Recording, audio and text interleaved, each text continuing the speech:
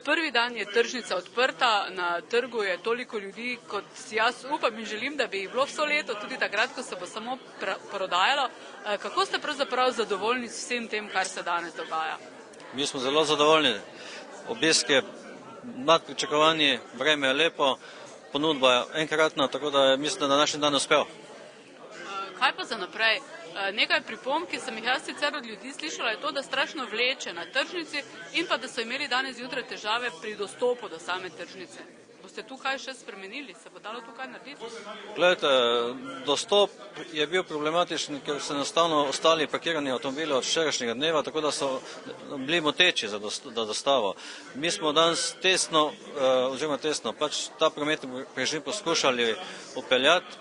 Če se bo pokazalo potreba po kakšni drugi rešitvi, bomo tudi to drugo rešitev uporabili. Imamo še nekatere rezervne variante za dostavo, tudi čez garažno hišo za tovornim dvigalom. Počasi mislim, da se bo sistem dostave na tržnico nekako umiral. Vsak si bo obral svojo pot, ki bo najlažje prišel do stojnice.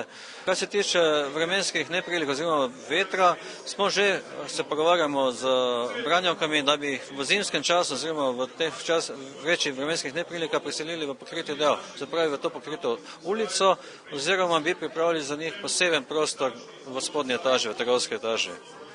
Tudi to rešitev iščemo, da bo primerna. Super, je pa tržnica resen tak ponos mesta, ne? Danes se tudi vidi, da mesto diha z njo.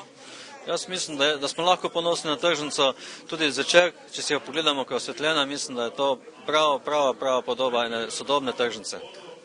Kaj še nas čaka do konca leta pri tržnici? Do konca leta v zelo kratkem času bomo odprli tale prostor, v katerem se nahajamo, se pravi tukaj prodaja domačih piščancev, mlečnih proizvodov, skute, sira, jajc, mesar.